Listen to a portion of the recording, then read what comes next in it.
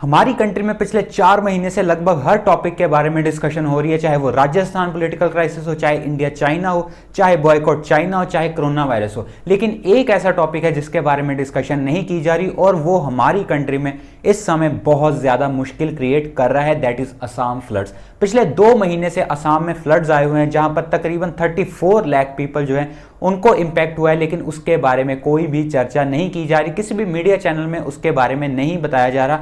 हालांकि social media पर उसकी इतनी ज्यादा पोस्ट हमें देखने को मिलती है, लेकिन फिर भी ऐसा लगता है कि हमारी कंट्री के लिए वो चीज मैटर ही नहीं करती, हमारी कंट्री और हमारे मीडिया के लिए वो चीज बिल्कुल भी मैटर नहीं करती।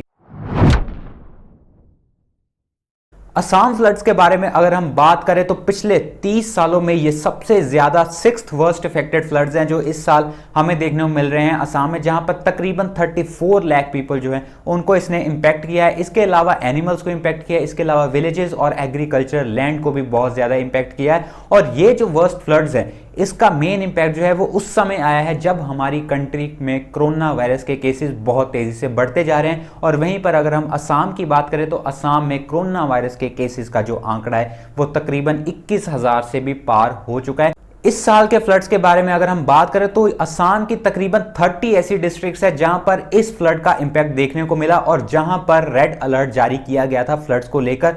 इस साल के फ्लड्स में तकरीबन 97 जो लोग हैं वो अभी तक मर चुके हैं। इसके अलावा वहां का जो फेमस काजीरंगा नेशनल पार्क है वहां पर 85% जो पार्क है वो एक तरह से सबमर्ज हो चुका है पानी में, जहां पर बहुत सारे ऐसे एनिमल्स हैं, एंडेंजर्ड स्पीसीज हैं जो वहां पर उनको बहुत बड़ा इंपैक्ट हुआ है। बेसिकली जो काजीरंगा नेशनल पार्क था हमारा, जहां पर फेमस 1 हॉर्न राइनासोर्स देखने को मिलते हैं, जिनकी जो संख्या है 2/3 संख्या जो है वो उसी पार्क में स्थित है, एंडेंजर्ड स्पीसीज है, उनको बहुत बड़ा इंपैक्ट हुआ है। इसके अलावा अगर हम बात करें एग्रीकल्चर लैंड की तो 2.4 हेक्टेयर्स एग्रीकल्चर लैंड जो है वो इस फ्लड से इंपैक्ट हुई है और इसके साथ साथ वहां के विलेजेस को बहुत ज्यादा इंपैक्ट हुआ है, जिसकी वजह से लोगों को शेल्टर कैंप्स में रखा जा रहा है। और शेल्टर कैंप्स में रखने की वजह से जो कोरोना वायरस के केसेस है उनका बढ़ने का भी बहुत बड़ा चांस है, क्योंकि कोरोना वायरस जो है वो बहुत इजीली स्प्रेड होगा, क्योंकि एक तरफ हम देख रहे हैं सोशल डिस्टेंसिंग का भी पालन करना और दूसरी तरफ हम ये देख रहे हैं कि शेल्टर कैंप्स में लोगों को रखा जा रहा है। और कोविड-19 का इंपैक्ट,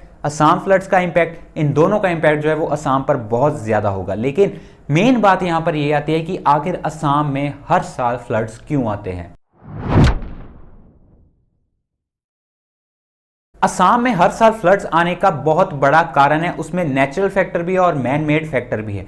नेचुरल फैक्टर के बारे में अगर हम बात करें तो सबसे मेजर कारण जो जहां पर आता है वो आता है ब्रह्मपुत्र रिवर। आपको पता है कि जो ब्रह्मपुत्र रिवर है इसके पीछे की एक ज्योग्राफी है जिसकी वजह से फ्लड्स आते हैं। जो ब्रह्मपुत्र रिवर है वो बेसिकली 4 कंट्रीज को कट करके निकलती है, जिसमें चाइना, इंडिया, भूटान और बांग्लादेश आता है। और इसके अलावा इंडिया से जहां पर यह निकलती है असम के बीच में से निकलती है, असम को 2 हिस्सों में बांट देती है ब्रह्मपुत्र रिवर। जब ब्रह्मपुत्र का पानी तिब्बत से होकर निकलता है तो तिब्बत से आते वक्त वो पानी में बहुत ज्यादा सिल्ट होती है, मिट्टी होती है, जिसकी वजह से जब वो यहां पर पहुंचता है तो काफी ज्यादा यहां पर जो हिली एरियाज है, माउंटेनियस रीजन है, उसमें इरोजन क्रिएट करता है। और इरोजन होने की वजह से माउंटेनियस एरिया में उसके बाद फ्लड्स हमें देखने को मिलते हैं। तो नेचुरल फैक्टर में अगर हम बात करें तो ब्रह्मपुत्र रिवर एक बहुत बड़ा फैक्टर है, जिसकी वजह से तिब्बत से वो सिल्ट लेकर आता है, सिल्ट की वजह से वो इरोजन करता है, इरोजन के साथ साथ वहां पर फ्लड्स आते हैं। 1950 में बहुत बड़ा ब्रह्मपुत्र रिवर में ऐसा इरोजन हमें देखने को मिला था, जिसके बाद यहाँ की जो टोपोग्राफी है उस फ्लड 1950 के फ्लड के आने के बाद इसकी जो टोपोग्राफी है काफी ज्यादा चेंज हुई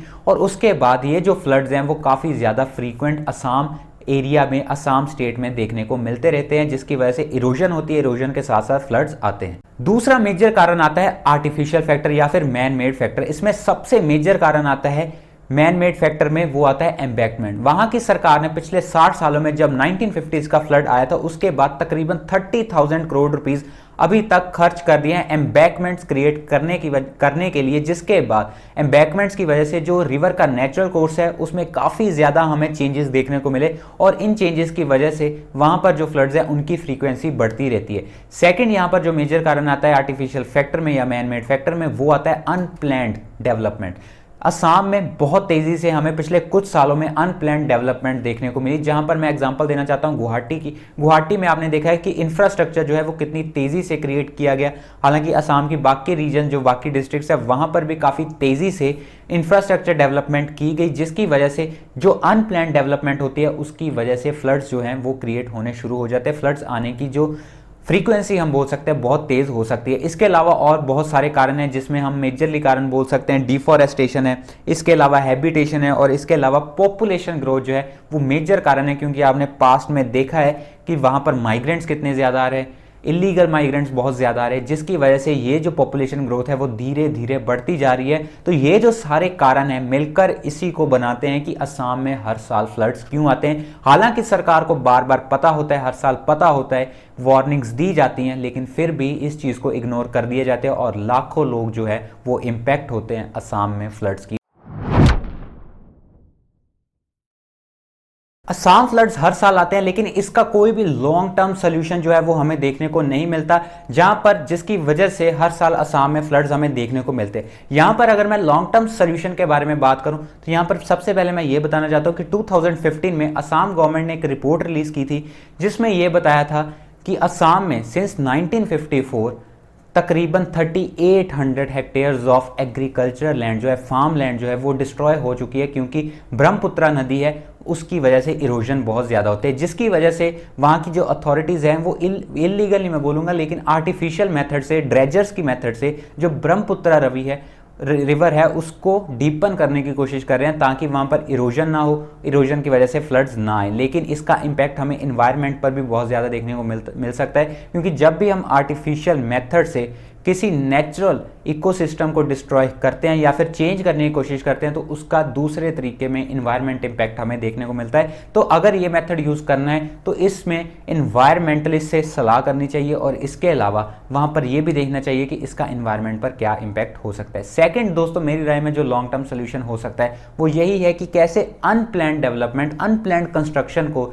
चेंज करना है, जिसकी वजह से जो डिफॉरेस्टेशन की जाती है या फिर हैबिटेशन को इम्पैक्ट किया जाता है, या फिर जो पॉपुलेशन ग्रोथ की वजह से इतनी तेज़ी से असम में इतनी ज़्यादा कंस्ट्रक्शन एक्टिविटीज़ हो रही हैं, अनप्लान्ड एक्टिविटीज़ हो रही हैं, उनको कैसे चेंज करना है, उसको कैसे कंट्रोल करना है वो देखना चाहिए। प्लान डेवलपमेंट वहाँ पर करनी चाहिए। इसके अलावा दोस्तों, मेरी राय में असम को अपनी नेबरिंग स्टेट्स जो ब्रह्मपुत्रा बेसिन के साथ भी लगती हैं, जैसे मेघालय, उनके साथ डिस्कशन करके एक लॉन्ग टर्म सोल्यूशन निकालना चाहिए, लॉन्ग टर्म प्लानिंग करनी चाहिए, जिससे वो ऐसी डेवलपमेंट करें कि ताकि वहाँ पर जो ब्रह्मपुत्रा रिवर की वजह से इतनी ज़्यादा इरोजन होती है, इतने ज़्यादा फ्लड्स आते हैं, उनको कंट्रोल किया जाए।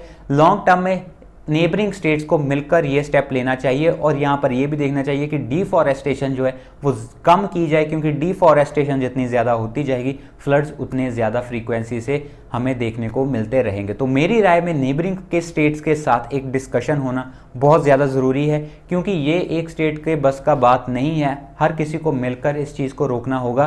क्योंकि हमारी जो सेंट्रल गवर्नमेंट है वो बेसिकली नॉर्थ ईस्ट को हमने देखा है कि कितना ज़्यादा इग्नोर करते हैं। तो इस चीज़ को और ज़्यादा बढ़ावा देना चाहिए, लॉन्ग टर्म प्लानिंग करनी चाहिए, ताकि एक प्रॉपर मेथड निकल सके, एक प्रॉपर सोल्यूशन निकल सके, जिससे असम में जो फ्लड्स आते हैं उनको कंट्रोल किया जाए। तो दोस्तों, ये थी मेरी आज की वीडियो। ये होप आपको इससे कुछ ना कुछ समझ आया होगा, सीखने को मिला होगा, कुछ अवेयरनेस आपको मिली होगी। अगर वीडियो अच्छी लगी लाइक कर दीजिए। ये वीडियो, मुझे पता है कि आप में से बहुत सारे लोगों को इस चीज़ के बारे में इन्फॉर्मेशन नहीं होगी, तो मैं चाहता था इस वीडियो में मैं उस चीज़ के बारे में डिस्कशन करूं, क्योंकि कोई भी मीडिया चैनल इसके बारे में हमें नहीं दिखा रहा।